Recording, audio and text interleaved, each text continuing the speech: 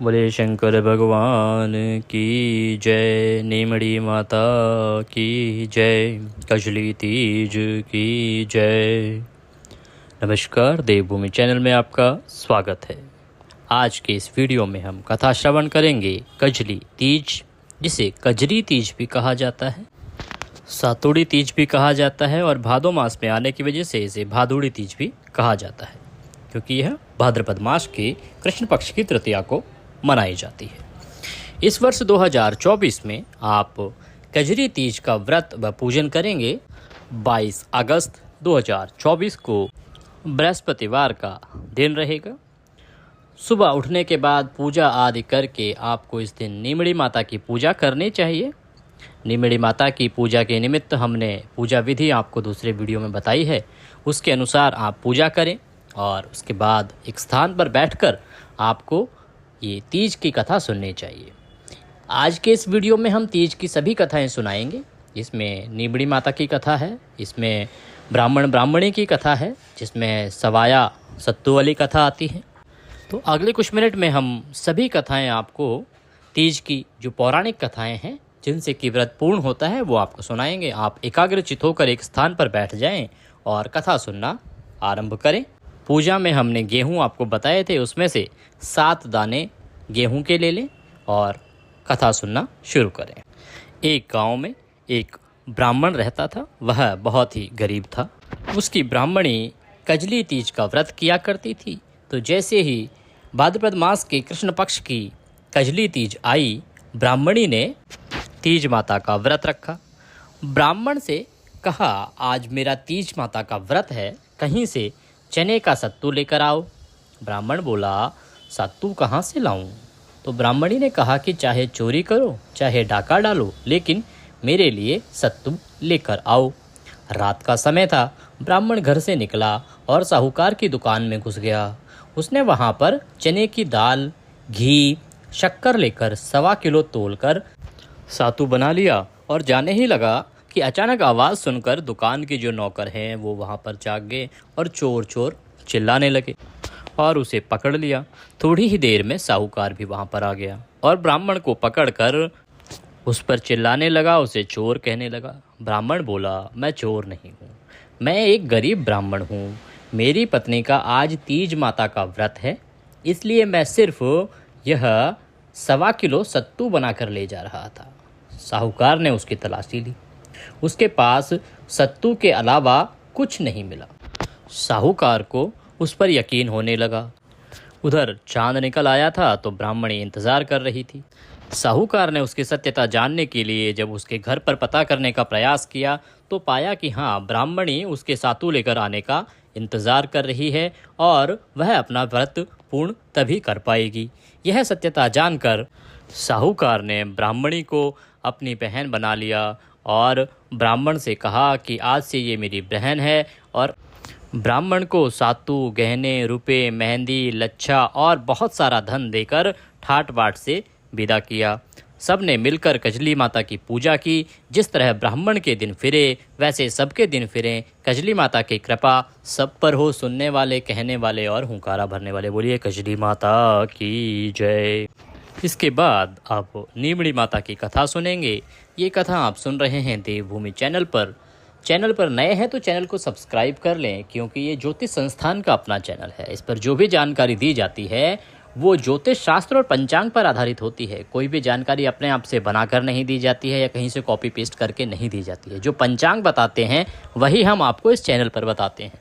Channel को subscribe करने का लाभ ये होगा कि इस चैनल पर प्रत्येक व्रत त्यौहार की सही जानकारी के वीडियो समय से पहले अपलोड किए जाते हैं। तो ये चैनल आप सब्सक्राइब कर लेंगे तो हर एक व्रत और त्यौहार की सही जानकारी आपको समय से पहले मिलती रहेगी। जो वीडियो आपके काम का हो, जो त्यौहार आपके यहाँ होता हो, उसको आप देखिएगा और उसके अनुसार पूजा पाठ कीजिएगा। आपको कहीं जाने की आवश्यकता नहीं रहेगी। जानकारी जो होती है वो बहुत ही ऑथेंटिक होती है, क्योंकि ज्योतिष संस्थान का चैनल है। इसमें जानकारी पंडित जी द्वारा वही पंचांग पर आधारित दी जाती है। आपसे एक निवेदन है कि वीडियो को लाइक अवश्य करें। कमेंट बॉक्स में जय माता दी, जय नीमड़ी माता या जय कजली माता लिखना ना भूलें। आपका एक लाइक और एक कमेंट हमारे लिए बहुत महत्वपूर्ण होता है, क्योंकि हमारी पूरी टीम बहुत प्रयास करती है आप तक सही जानकारी पहुंचाने के लिए। और जब आप एक बार लाइक करते हैं या कमेंट बॉक्स में कमेंट करते हैं तो हम और अधिक अच्छा करने के लिए प्रोत्साहित होते हैं और बड़े उत्साह के साथ आपके लिए सेवाएं प्रदान करते हैं। तो कृपया वीडियो को लाइक करें, कमेंट बॉक्स में जय कचली माता या जय नीमड़ी माता लिखना ना भूलें। आइए अब हम नीमड़ी माता की कथा सुनेंगे, जो कि सेठ सेठानी की कथा है। यह कथा बहुत ही प्राचीन है और बहुत ही पॉपुलर है, बहुत ही सभी लोग इस कथा को सुनते हैं। एक नगर में एक सेठ सेठानी रहते थे। उनके पास खूब धन था, किसी प्रकार की कोई कमी नहीं थी। बस कमी थी तो ये कि उनके कोई पुत्र नहीं था। तो सेठानी ने भादुड़ी बड़ी तीज का व्रत किया और तीज का व्रत करके माता से कहा कि हे नीमड़ी माता, मेरे बेटा हो जाएगा तो मैं तेरे 1.25 मण सातू चढ़ाऊंगी। तीज माता की कृपा से 90 महीने में सेठानी के लड़का हो गया। लेकिन सेठानी नीमड़ी माता के सातू चढ़ाना भूल गई। सेठानी के 7 बेटे हुए, लेकिन सेठानी ने सातू नहीं चढ़ाया। जब पहला बेटा बड़ा हो गया और विवाह योग्य हो गया तो लड़के का विवाह भी हुआ। पहले दिन सुहाग रात को सोया तो आधी रात को लड़के को सांप ने आकर काट लिया और वह मर गया। थोड़े दिन बाद दूसरा लड़का विवाह योग्य हुआ, उसका भी विवाह हुआ और सुहाग रात को ही उसे भी सांप ने काट लिया और वह भी मर गया। इस प्रकार से उसके पहले 6 बेटे विवाह होने के बाद सांप के द्वारा काटे गए और मृत्यु को प्राप्त हुए। 6 बेटियों का जो मारा जाना था वह उस सेठ सेठानी के लिए बड़ा भारी हुआ। वो बहुत ही परेशान होने लगे, बहुत ही दुखी होने लगे। इसके बाद 7वां बेटा बड़ा हुआ। 7वां बेटा जैसे ही विवाह योग्य हुआ तो उनको और परेशानी हुई। 7वें बेटे की सगाई आने लगी, लेकिन सेठ सेठानी मना करते रहे, सगाई करने को तैयार नहीं थे। फिर बहुत समय बीत जाने के बाद गांव वालों ने उन्हें बहुत समझाया और समझाने पर सेठ जी शादी करने के लिए तैयार हो गया। तब सेठानी ने कहा कि गांव वाले नहीं मानते हैं तो इसकी सगाई बहुत दूर देश में करना। सेठ जी सगाई करने के लिए घर से चले और चलते चलते बहुत दूर एक गांव में आए।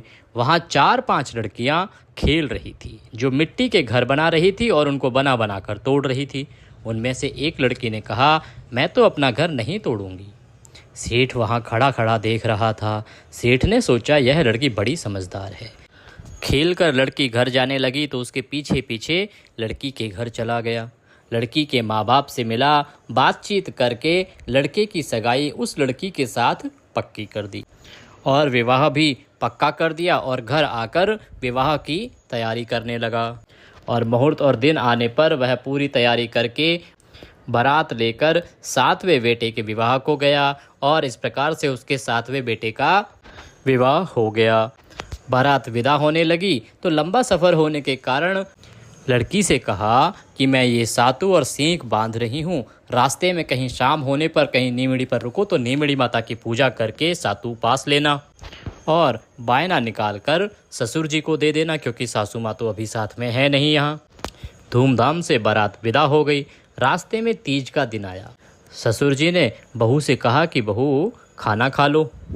बहू ने कहा कि आज तो मेरा तीज का उपवास है, शाम को नीमड़ी माता का पूजन करके ही भोजन करूंगी। एक कुएं पर नीमड़ी नजर आई तो सेठ जी ने गाड़ी रोक दी। बहू नीमड़ी माता की पूजा करने लगी। नीमड़ी माता पीछे हट गई तो बहू ने कहा, हे माता, मुझसे पीछे क्यों हट रही हो? मुझसे कौन सा अपराध हुआ है? इस पर नीमड़ी माता ने कहा, तेरी सास ने पूजा करके बोला था कि पहला पुत्र होने पर सातू चढ़ाऊंगी। उसके 7 पुत्र हो गए, उनका विवाह भी हो गया, परंतु उसने अभी तक सातू नहीं चढ़ाया। उसने ये सब याद नहीं रखा। बहू बोली, माता हमारी भूल माफ़ करो, मैं आपको सातू चढ़ाऊंगी। मेरे 6 जेठ को वापस लौटा दो व मुझे पूजा करने दो और मेरी पूजा से प्रसन्न हो। माता नववधू की भक्ति व श्रद्धा को देखकर प्रसन्न हो गई। बहू ने नीमड़ी माता का पूजन किया और चांद को अर्घ्य दिया, सातू पास लिया और ससुर जी को बायना निकाल कर दे दिया। प्रातः होते ही बारात अपने नगर लौट आई। बहू ने ससुराल के घर में प्रवेश किया और उसके 6 जेठ प्रकट हो गए। गाजे बाजे से बहू का स्वागत हुआ। सासू बहू के पैर पड़ने लगी तो बहू बोली, सासू जी आप ये क्या करती हो? आपने जो बोला था उसे आप याद करो। सासू बोली मुझे तो याद नहीं, तू ही बता दे। बहू बोली आपने नीमड़ी माता के सातू चढ़ाने का बोला था, सो पूरा नहीं किया। तब सासू को अपनी बोली हुई बात याद आई। 12 महीने के बाद फिर पुनः कजली तीज आई तो सासू ने तीज माता को 7.25 मण का सातू चढ़ाया, गाजा बाजा से नीमड़ी माँ की पूजा करी और जो बोला था उसे पूरा किया। इसके बाद सेठ जी के यहाँ पर वारे न्यारे हो गए। उनके 7 बेटों की शादी के साथ साथ उनकी बहुएं आ गई और उनके पुत्र भी पैदा हो गए और घर में धन धान्य का किसी प्रकार की कोई कमी नहीं रही। हे नीमड़ी माता, जैसे आपने सेठ सेठानी को दिया वैसे सभी को देना, सभी के घर में चिराग देना, धन देना, दौलत देना, सभी को कामयाबी सफलता देना। बोलिए नीमड़ी माता की जय। इसी के साथ यह कथा यहाँ पर समाप्त होती है। ये दोनों ही कथाएं आपको कजरी तीज पर सुननी चाहिए। नीमड़ी माता की कृपा, कजरी माता की कृपा आपको प्राप्त हो, इसी कामना के साथ अभी आपसे लेते हैं विदा। वीडियो को लाइक अवश्य करें, कमेंट बॉक्स में जय नीमड़ी माता लिखना ना भूलें। माता आप सबका कल्याण करेंगी, सब पर माता की कृपा होगी और आपके परिवार में सभी सुख से रहेंगे।